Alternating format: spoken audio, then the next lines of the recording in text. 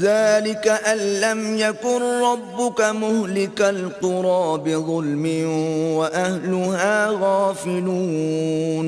اے محمد صلی اللہ علیہ وآلہ وسلم، یہ جو پیغمبر آتے رہے اور کتابیں نازل ہوتی رہیں تو اس لیے کہ تمہارا پروردگار ایسا نہیں کہ بستیوں کو ظلم سے ہلاک کر دے اور وہاں کے رہنے والوں کو کچھ بھی خبر نہ ہو۔ وَلِكُلٍّ دَرَجَاتٌ مِّمَّا عَمِلُوا وَمَا رَبُّكَ بِغَافِلٍ عَمَّا يَعْمَلُونَ۔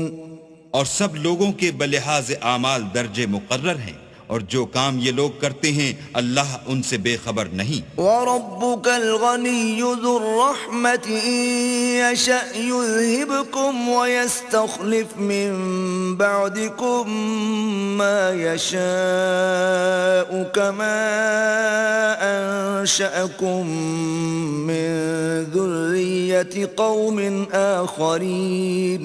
اور تمہارا پروردگار بے پرواہ اور صاحب رحمت ہے، اگر چاہے تو اے بندو تمہیں نابود کر دے اور تمہارے بعد جن لوگوں کو چاہے تمہارا جانشین بنا دے، جیسا تم کو بھی دوسرے لوگوں کی نسل سے پیدا کیا ہے۔ انما توعدون لآت وما انتم بمعجزین۔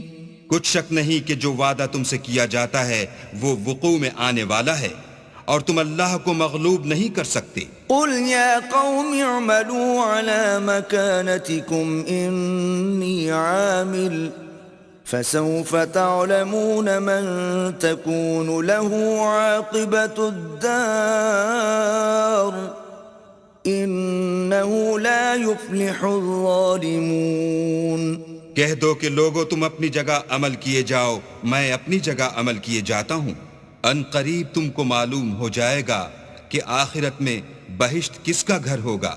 کچھ شک نہیں کہ مشرک نجات نہیں پانے کے۔